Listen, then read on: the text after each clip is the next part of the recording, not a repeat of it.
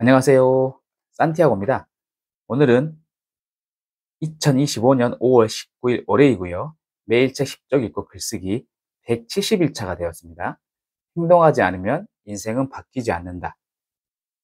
오늘 읽은 단락은 장기적 목표가 없을 때 생기는 일입니다. 장기적 목표가 없을 때 어떤 일이 생기는지 알아보고 느낀 점 이야기해 보겠습니다. 오늘날 대부분 직장인이 업무 시간 중 평균 50%는 낭비되고 있습니다.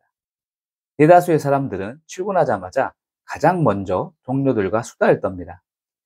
상사가 지나가면 그제서야 일을 시작합니다. 냉정하게 말해서 보통의 직장인들은 10시쯤부터 비로소 일에 집중합니다. 오후는 2시부터 일에 집중합니다. 이렇게 시간을 낭비할수록 당신의 이상적인 미래와 꿈에서 멀어집니다. 모두 장기적인 목표가 없어 벌어지는 일입니다. 시간을 낭비하고 싶지 않다면 하루를 계획적이고 명확한 스케줄로 시작해야 합니다. 생산성을 2배로 늘려준 아주 쉽고 간단한 기술은 매일 해야 할 일 목록을 업무 A와 B로 분류하는 것입니다. 업무 A는 목표에 다가가게 해주는 것들입니다.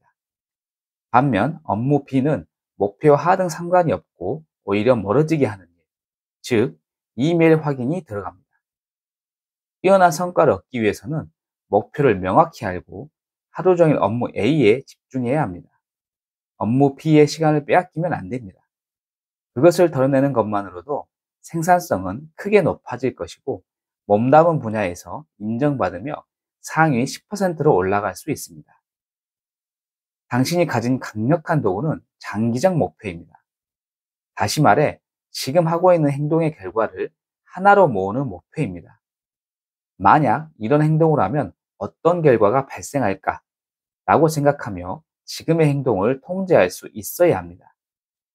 장기적 목표를 세웠어도 시간을 쓸데없이 낭비하게 되는 이유는 휴대폰과 멀티태스킹이라는 신화 때문입니다. 휴대폰이 만든 실시간 연결이 가능한 삶은 적당한 정도를 넘어 실시간 연결이 안 되면 이상한 삶으로 변질되었습니다.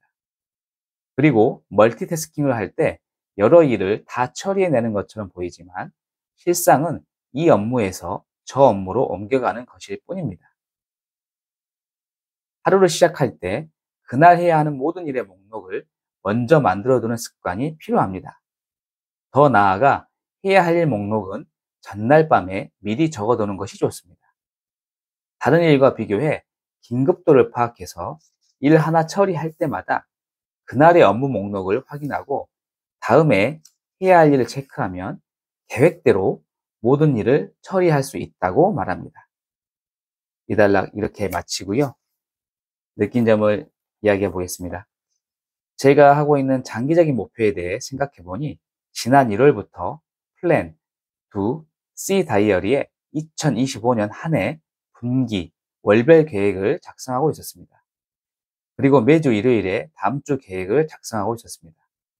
이렇게 하다 보니 일정이 변경되면 계획이 틀어지게 되는 경우가 있었습니다. 그래서 앞으로는 자기 전에 다음날 계획을 작성해 보려 합니다. 전날에 다음날 일정을 잡게 되면 계획이 크게 틀어질 일이 없어 세부적인 실천이 가능할 것이고 피드백 또한 수월할 것이라고 생각이 되었습니다. 그리고 브라이언 트레이시 저자가 제시한 생산성을 2배로 늘리는 기술을 활용해야겠습니다. 매일 해야 할 일 목록에서 목표와 상관없는 B에 시간을 빼앗기지 않고 업무 A에 집중해 봅니다. 지금의 행동을 통제하면서 집중을 통해 목표에 빠르게 도달할 수 있도록 해봅니다. 필요 없는 웹서핑, 이메일, SNS 등은 나중으로 미룹니다. 목표를 정한 만큼 멀티태스킹을 버리고 원싱, 즉 단 한 가지에 집중해 봅니다. 복잡한 세상을 이기는 단순함의 힘을 신천해서 몰입해 봅니다. 이러한 가지치기를 통해 업무 효율성을 극대화시켜 장기적인 목표를 효과적으로 달성해 나가 봅니다. 이렇게 글쓰기 해봤고요. 오늘 장기적 목표가 없을 때 생기는 일에 대해서 이야기해 봤는데 혹시 여러분들도 업무하면서 이러한 부분 고민하지 않고 하루를 시간을 때우는 식으로 보내고 있다면 고민하셔서 계획적인 삶 그리고 특히 계획을 미리 세워서 그 다음날 일정을 소화할 수 있게, 그리고 필요 없는 멀티태스킹을 버리는 그러한 시간을 가져봤으면 좋겠습니다. 오늘 이렇게 마치고요. 내일 또 뵙겠습니다. 감사합니다.